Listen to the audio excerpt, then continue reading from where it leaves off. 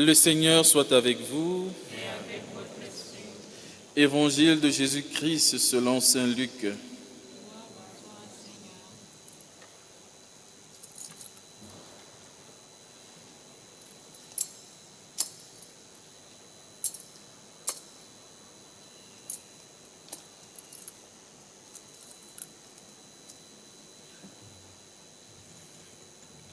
Quand les bergers arrivèrent à Bethléem, ils découvrirent Marie et Joseph avec le nouveau-né couché dans une mangeoire. Après l'avoir vu, ils racontèrent ce qui leur avait été annoncé au sujet de cet enfant.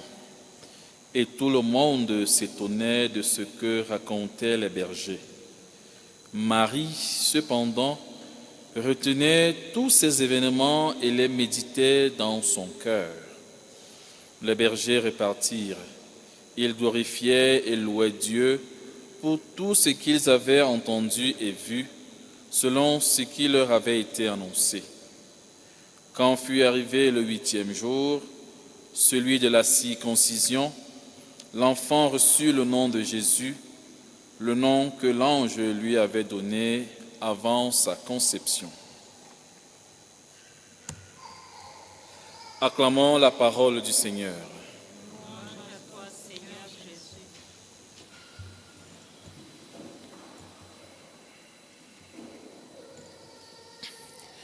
Chers frères et sœurs, bonsoir. Bonne année.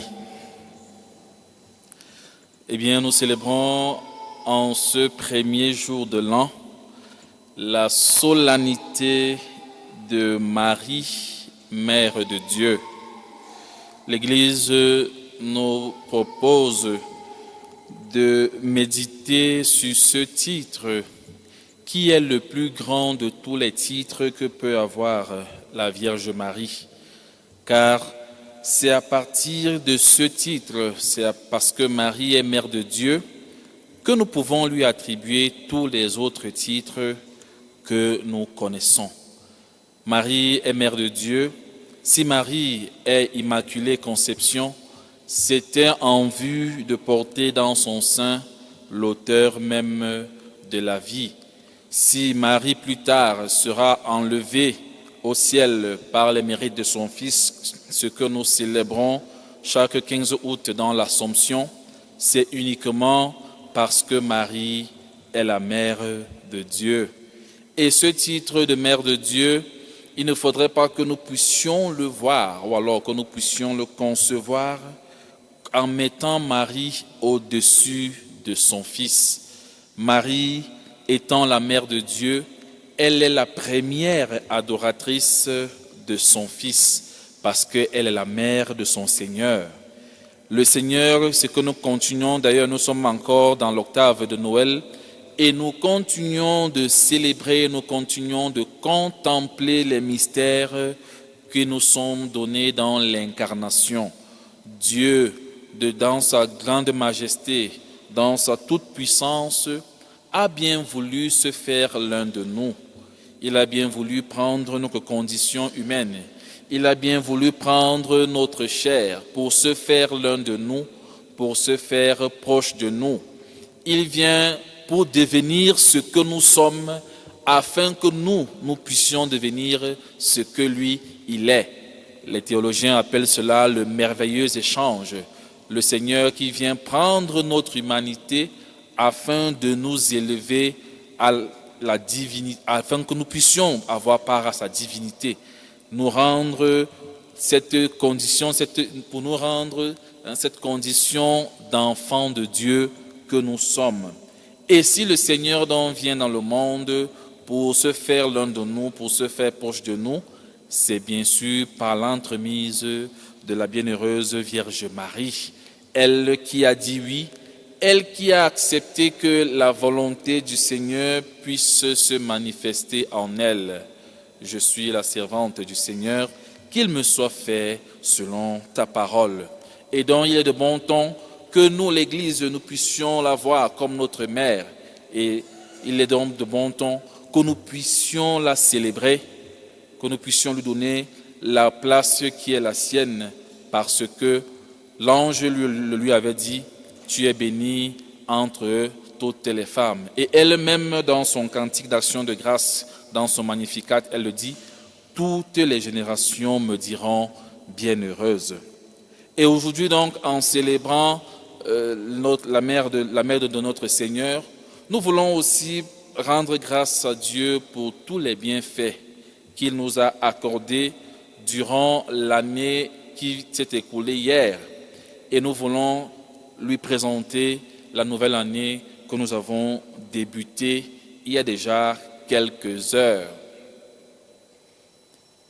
Et nous ne pouvons que commencer une année sous la protection du Seigneur. J'ai bien aimé le refrain du psaume que nous avons écouté aujourd'hui. Que Dieu nous prenne en grâce et qu'il nous bénisse. Nous ne pouvons que vivre sous la grâce du Seigneur. Nous ne pouvons vivre que si le Seigneur lui-même se penche sur nous pour nous accorder ses grâces, pour nous accorder ses bénédictions, pour nous accorder sa miséricorde, pour nous accorder sa proximité, pour nous manifester sa présence. Nous ne pouvons que vivre que si le Seigneur est avec nous, que si le Seigneur est à nos côtés.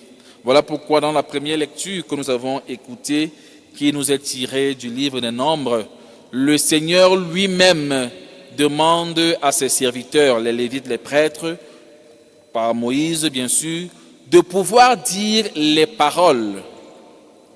Le Seigneur nous demande, il nous donne déjà les paroles que lui-même il va accomplir.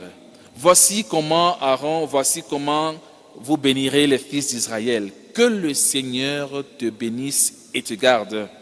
Que le Seigneur fasse briller sur toi son visage, qu'il se penche vers toi. Que le Seigneur tourne vers toi son visage et qu'il t'apporte la paix. En célébrant aujourd'hui le premier jour de l'année, en célébrant également la solennité de notre Mère du ciel, la Mère de notre Seigneur et Sauveur Jésus-Christ, la Mère de Dieu, nous célébrons aussi dans l'Église la journée mondiale de la paix. Et le Seigneur nous accorde cette paix. Que le Seigneur t'accorde la paix. Voilà la prière, voilà la bénédiction que chacun de nous devrait non seulement implorer sur lui-même, mais aussi implorer sur les autres. Mon frère, ma sœur, que le Seigneur te bénisse et te garde. Voilà les paroles normalement qui devraient nous accompagner durant toute cette année qui commence. Parce que en bénissant les autres ou alors en invoquant la bénédiction de Dieu sur les autres, nous demandons également ou alors nous attirons également sur nous les bénédictions du Seigneur. Nous ne pouvons que vivre si le Seigneur nous bénit. Et d'ailleurs, le Seigneur nous bénit toujours. Mais parfois on se trompe en pensant que bénédiction du Seigneur rime avec grand succès. Peut-être succès dans les affaires, peut-être succès, je ne sais pas quoi, dans les études, et ainsi de suite. On a souvent l'habitude de le dire. Le Seigneur m'a béni, c'est pour cela que j'ai toutes ces richesses. Alors si je continue, par exemple, si les autres qui sont encore dans la précarité, s'ils continuent dans leur précarité, alors ça signifie qu'ils n'ont pas été bénis. Le Seigneur nous bénit toujours. Sa bénédiction est toujours sur nous. La parole de Dieu nous le dit. Lui qui fait lever son soleil sur les bons et sur les mauvais. Comment est-ce que le Seigneur ne nous bénirait-il pas? Lui qui est si miséricordieux, lui qui est si bon. Que signifie en fait être béni par le Seigneur? Être béni par le Seigneur, c'est savoir se reconnaître toujours sous la protection de cet être suprême qui est notre Créateur et dont nous sommes soumis par notre être de créature. Vivre dans la bénédiction du Seigneur, c'est savoir que même lorsqu'adviennent les difficultés, parce que c'est ça, on pense parfois que lorsqu'on se dit, voilà, je suis un enfant de Dieu, je suis béni par Dieu, cela nous exempte de toutes les difficultés. Bien au contraire, la différence c'est que lorsqu'adviennent les difficultés, nous pouvons les affronter en sachant que nous avons l'aide de Dieu à nos côtés, en sachant que nous avons la main de Dieu à nos côtés. Et pour nous rendre pour rendre donc grâce au Seigneur pour tous les bienfaits qu'il a accordés pour nous, nous ne pouvons que le faire par l'intermédiaire de Marie. parce que c'est Marie qui est la première bénie. Marie qui est la pleine de grâce. Souvenons-nous des paroles que l'ange lui dit. Pleine de grâce, le Seigneur est avec toi. Tu es bénie entre toutes les femmes. Marie a donc reçu cette abondance de grâce. Et ce n'est que elle qui peut nous aider à rendre grâce à son Fils. Parce que c'est ça aussi la maternité de Marie. La maternité divine de Marie que nous célébrons aujourd'hui, c'est le fait qu'elle connaît s'effacer. Elle sait prendre la place qui est la sienne. Elle ne se met jamais en avant. D'ailleurs, nous avons écouté dans l'Évangile, on nous dit, Marie retenait tous ces événements dans son cœur et les méditait. Vous voyez, Marie qui est la mère du Sauveur. Elle a mis au monde le Sauveur du monde. Elle a mis au monde Dieu, son Créateur. Elle a mis au monde son Créateur. Et au contraire, elle adopte une posture d'humilité.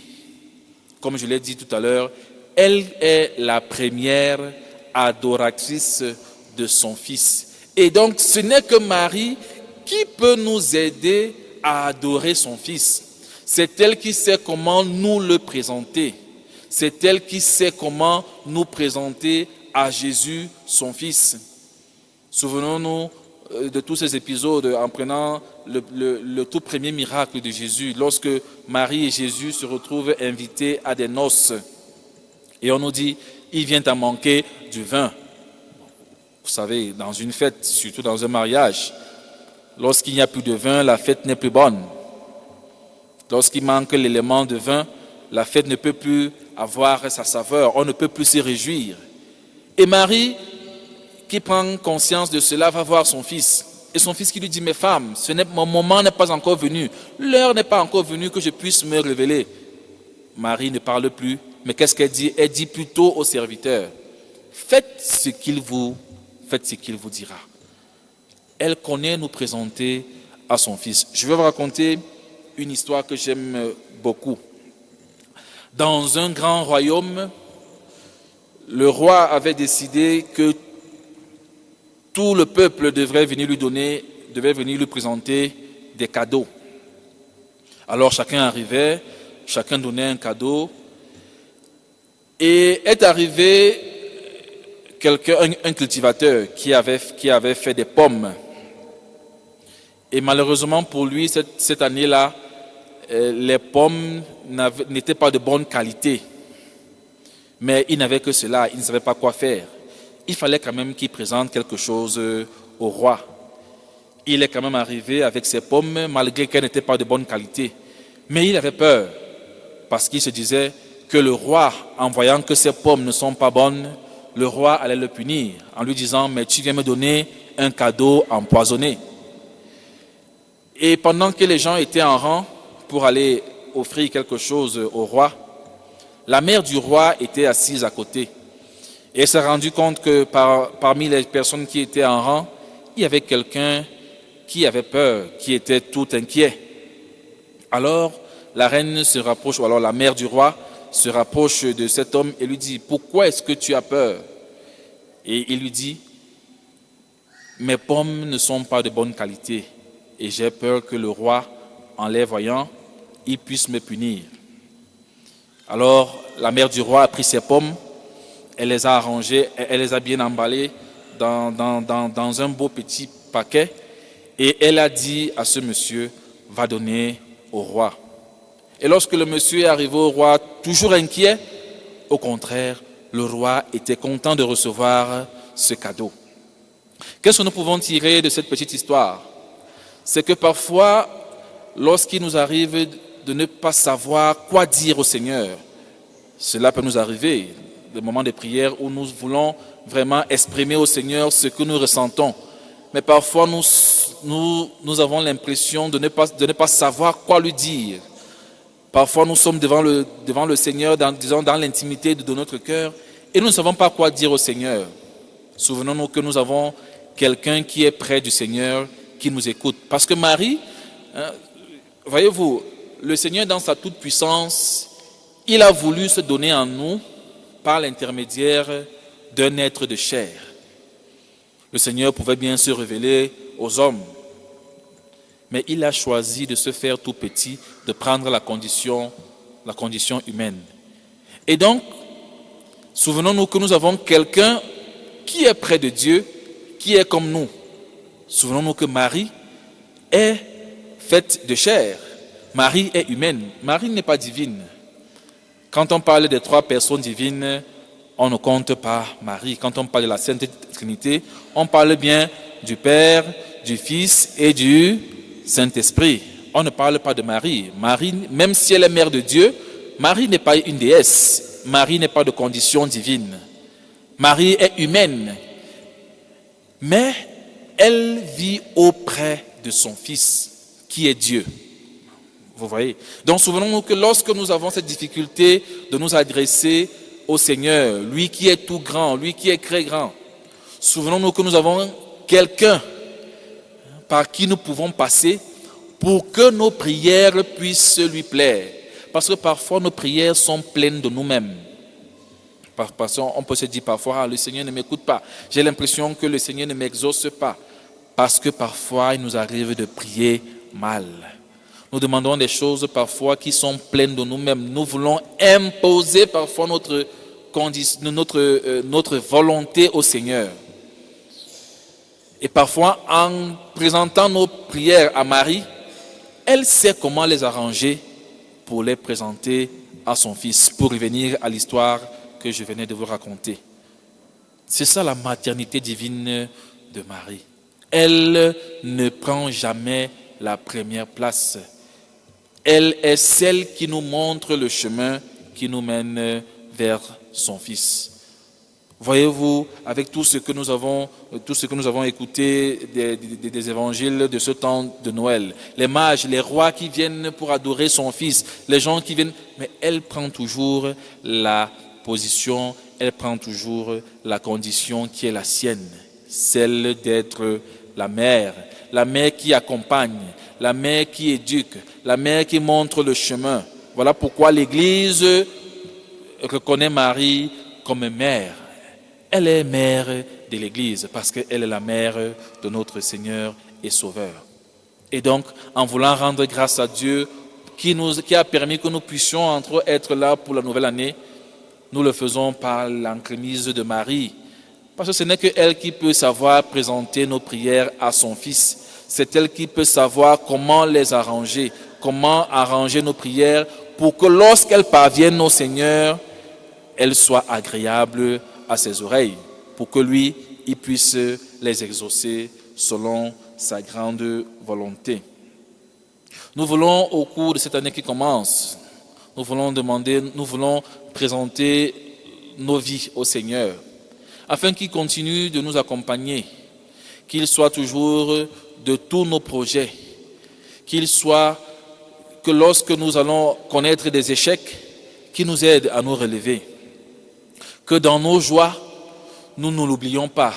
Que nous sachions toujours reconnaître que dans nos joies, c'est lui qui est l'auteur, c'est toujours lui qui prend l'initiative.